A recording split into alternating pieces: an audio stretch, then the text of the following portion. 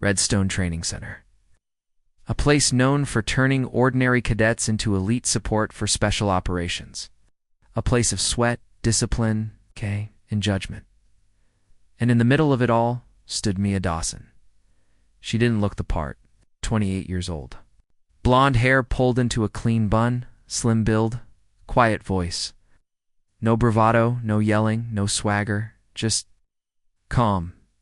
During drills, she was always the last to finish. She never barked orders. She never competed to stand out.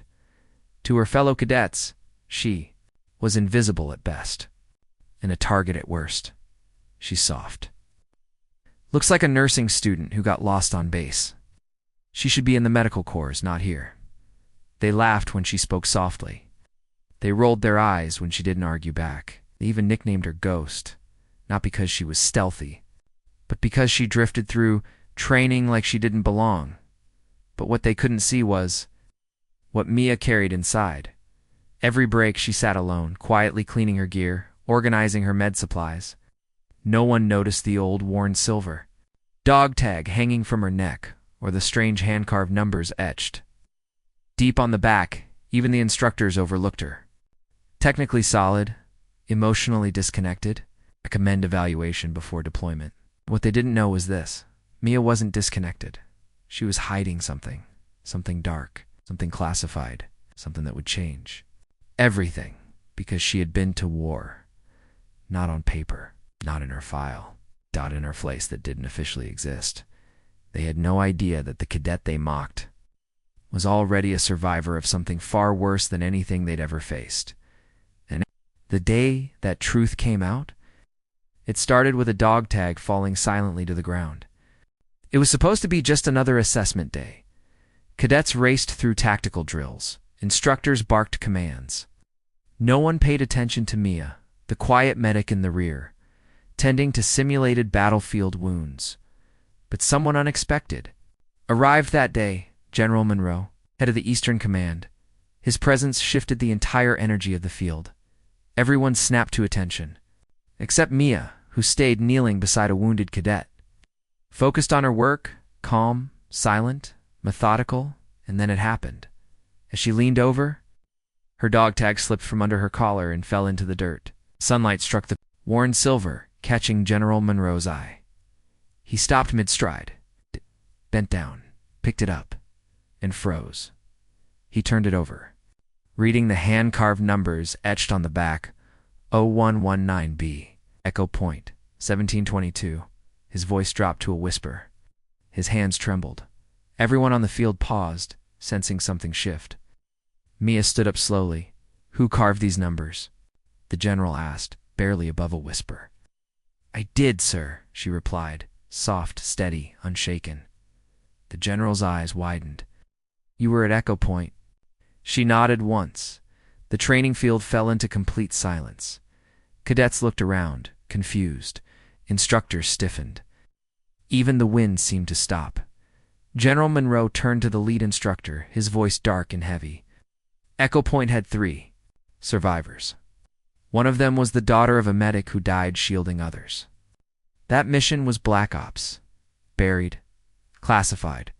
Most of the team was listed as missing in action. A male cadet gasped. I've heard stories about Echo Point, but I thought it was all erased. The general stared at the dog tag again. Those numbers. Their coordinates. The location where 17 soldiers died, the date it went wrong, the mission code that was supposed to disappear forever. He looked directly at Mia, the soft-spoken girl the others had laughed at. How old were you? 23, sir? The general ran a hand through his graying hair. You were barely out of training? Behind him, the lead instructor. Stuttered, sir. Her file shows no combat history, no deployments, no Black Ops clearance. The general cut him off. Because Echo Point never officially happened. Because those who made it out weren't supposed to. The field stood. Still, the cadets looked at Mia with a new weight behind their stares. The soft one had once stood in hell and walked out alive. You could hear the wind. That's how silent the training ground had become. All eyes were on Mia, the same cadet they had ignored, mocked, dismissed.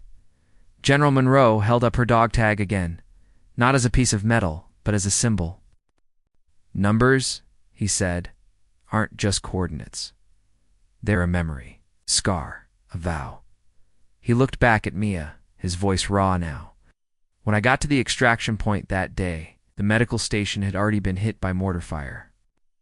Everywhere, screaming bodies. The building was collapsing around us. But someone pulled me from the rubble. A young medic. She was covered in ash, bleeding, but her hands were steady as steel. His eyes never left Mia's. That was you. You saved me.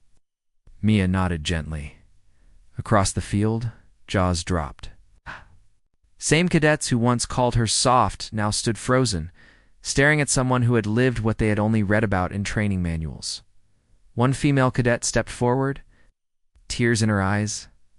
"I made fun of you," she said. "I didn't." "No, I'm so sorry." Mia didn't flinch. "I'm not here for apologies," she said softly. "I'm here to make sure that you can save the right people when it's your turn." The lead instructor frantically tapped through his tablet, whispering, "Why isn't any of this in her record?" General Monroe answered without hesitation, "Because that mission was buried.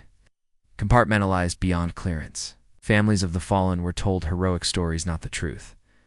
But this woman, Mia Dawson, she spent 72 hours behind enemy lines, performing field surgery in a bombed-out building. She carried wounded men twice her size.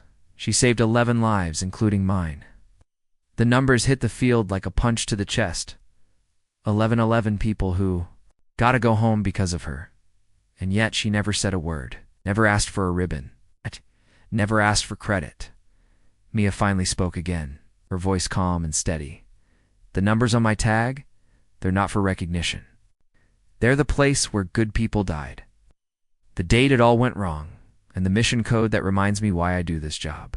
She looked at every cadet in front of her, the same ones who once laughed behind her back. "I don't need you to think I'm tough. I don't want your respect because of what happened. I want you to be better than I was. Smarter, more prepared, more aware." Words didn't rise in volume. They didn't have to. They carried the kind of weight only real experience can give, the kind that changes people.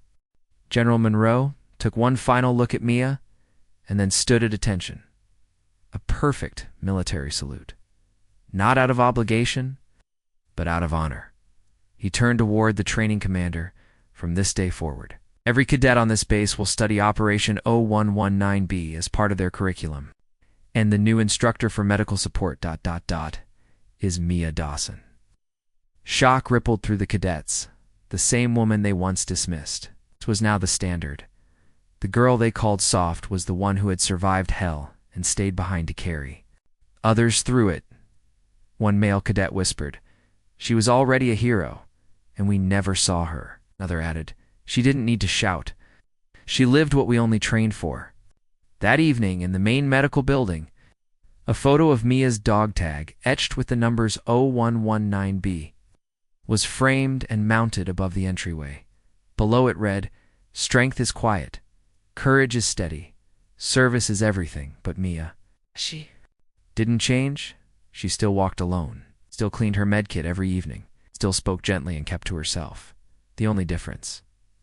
Now, every time she entered a room, others stood first, because respect isn't demanded. It's earned, quietly, through actions, through sacrifice. A month later, Mia received deployment orders. She was asked to lead a brand new medical support unit, and for the first time, she stood before her own team. Not as a forgotten cadet, but as a leader forged in silence. They gathered around her the night before departure. She spoke softly, yet her words landed like steel. "I won't lie to you. Not there. It's not easy. Good people will die. People you care about. Your job isn't to save everyone. Your job is to make sure that when someone can be saved, you don't freeze. You don't give up. You act." She touched her dog tag beneath her uniform, the numbers resting just over her heart. "These numbers remind me, every life we save matters, not for glory, not for medals, but because someone is always waiting for them to come home." A young medic raised her hand, hesitating. "Ma'am, how do you stay so calm?" Mia paused and gave a small, quiet smile. "Because panic never saved anyone. Anger never healed anyone. And fear never brought anyone home. She looked each one of them in the eye. Strength isn't about shouting. It's not about being fearless. It's about staying gentle in a world trying to make you hard. It's about staying human. When everything around you feels inhuman, they didn't cheer. They didn't clap. They just stood quietly, holding her words like armor, because now they understood. Gentle does not mean weak. The next morning, Mia's team deployed, and 6 months later, they all came home, every single one, not because of luck, but because their leader had already walked through fire and come back with steady hands and a heart still intact. Back at base, they called her what she had always been, a standard. A photo of her dog tag with the carved numbers. 119B was placed inside the medical training facility. A reminder, not just of her past, but of what it means to carry courage quietly. Mia never bragged, never told stories. She didn't have to. Her actions had already spoken louder than any speech could. And her journal, it had just one line. Being gentle isn't weakness. It's how I choose not to become what once tried to break me. She never wanted glory. She just wanted the next medic, the next scared cadet to not freeze when it mattered most. And she made sure they didn't, even after her deployment. Her words echoed through training grounds and combat zones alike. Strength isn't about being loud or angry or fearless. Real strength is staying kind. When everything around you demands you stop caring, so the next time someone calls a soldier soft, remember Mia? Remember the numbers she etched? The lives she saved? The tears she never let fall? And the day a dog tag told the truth louder than any war story ever could, because real heroes, they don't always shout. They walk quietly, work relentlessly, and save lives without ever needing to be seen.